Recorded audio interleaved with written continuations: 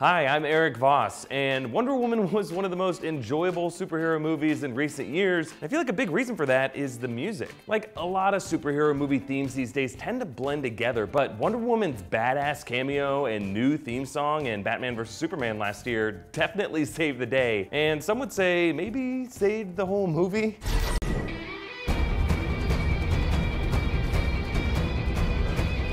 And in this video, I'm gonna break down why exactly this music is so effective and how exactly the team behind Wonder Woman used it to elevate the film as a whole. So it all started back in the early days of developing Batman vs. Superman. Hans Zimmer and Junkie XL returned to compose the score for the movie. They also composed Man of Steel and the Christopher Nolan Dark Knight trilogy. Now these two guys were responsible for composing new distinct themes for Batman and Wonder Woman. And Zimmer said that since pretty much every superhero movie that came before had been so masculine and male-generated, he wanted Wonder Woman's melody to be more uniquely feminine. Specifically, he said that he was looking for something that sounded like a banshee wail. And after 100,000 experiments that went wrong, he turned to his friend, Tina Guo, who plays the electric cello. Zimmer described Guo as a version of Wonder Woman herself. In conversation, she's elegant, regal, and polite, but when she picks up her cello, all hell breaks loose. He compared her performance actually to a warrior holding the cello like a sword. Tina Guo actually used this comparison as inspiration for a music video that she recently released for the Wonder Woman theme, which was originally titled Is She With You in the Batman vs. Superman soundtrack. Check out how Guo moves with so much aggression and power. The colors of blue and red evoke the colors of Wonder Woman's armor. And notice how they covered her skin in clay for these close-ups. Guo said that this was an intentional nod to Diana's creation story. She was crafted from clay. So Guo is kind of an actress herself in this song. She injects so much passion and fury into the melody. So when Wonder Woman comes to the rescue mid-battle in Batman vs. Superman, the electric cello follows her like a screaming banshee war cry.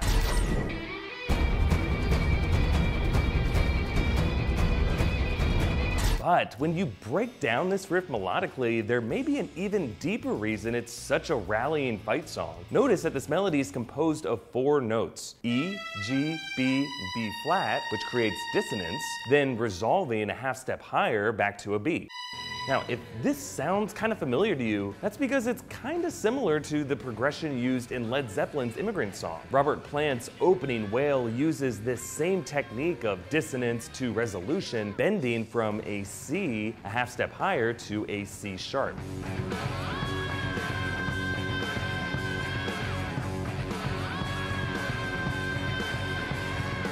And yeah, over the years, Immigrant Song has become so iconic that we often associate Plant's electric wail as a universal voice of unleashed fury. Most recently, the song was used in the trailer for Thor Ragnarok, where it was associated with the arrival of another fierce female warrior with mythological origins, Hela. But this song has also been associated with a ton of badass ladies over the years. In 2011, the trailer and opening title sequence of David Fincher's Girl with the Dragon Tattoo featured a cover of Immigrant Song by Karen O from the Yeah Yeah Yeahs. There's also a scene in the 3rd Shrek movie when Snow White sings Immigrant Song while deploying woodland creatures on her enemies. Now, to be clear here, the idea of dissonance and resolution is another way of saying tension and release, which, yeah, is something that appears in a lot of musical melodies. Here, it's used to suspend us in this state of disorder and unrest just long enough until we reset on the other side. Either way, I don't think this is a situation where Zimmer and Junkie and Guo stole this melody. It's actually pretty different. This isn't like when Vanilla Ice sampled the bass line of Queen's Under Pressure for Ice Ice Baby.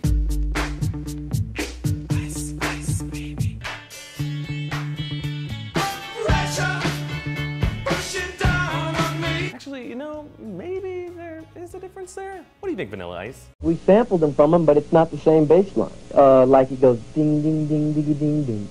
Ding ding ding diggy ding ding. That's the way theirs goes. Ours goes ding ding ding diggy ding ding. Ding ding ding ding diggy ding. Actually no. Nice try.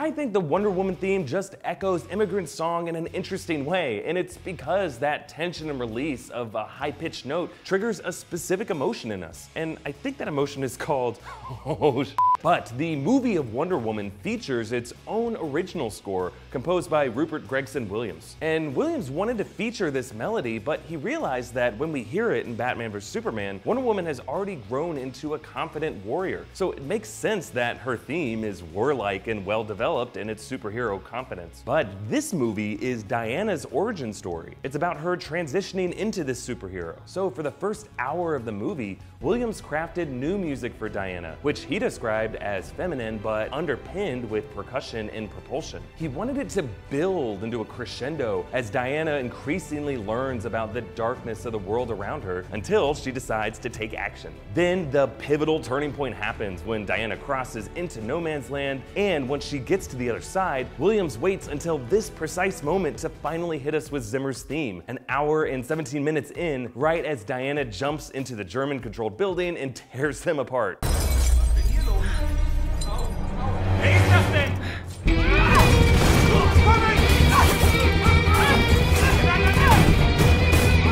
This is the exact moment that we see Diana transform into a full superhero as she is in Batman vs Superman. So naturally, we hear Guo's electric cello shred through the scene as well. So if you, like me, found yourself applauding during the sequence, this thoughtful creativity and strategic timing with the music might have been a big reason why. Do you think the Wonder Woman theme is too familiar? Seriously, I won't judge. Or do you think the movie could have used this theme more? And a question that I'm really curious about, what current movie superhero do you think could use a new theme song of their own? Like, I don't know if I need Hulk and Thor to each have their own iconic melodies like Wonder Woman does, but I definitely wouldn't mind it. Honestly, weigh in, let me know what you think in the comments. And if you like this kind of deep, detail-obsessed analysis in this video, I go into the secret stories behind a ton of other stuff in Wonder Woman. Missable Easter eggs to the Wonder Woman history and other classic films that might surprise you how they inspired this movie, and a bunch of subtle connections to history and Greek mythology.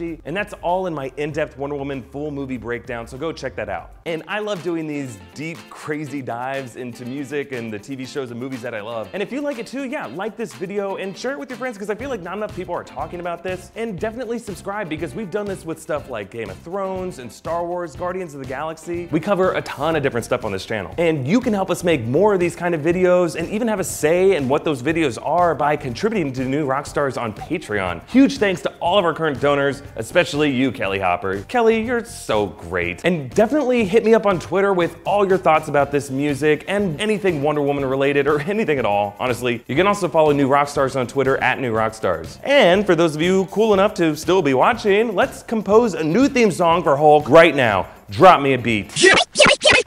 Hulk and Thor, they're best of friends. Gonna keep you watching till the credits end. Actually, no.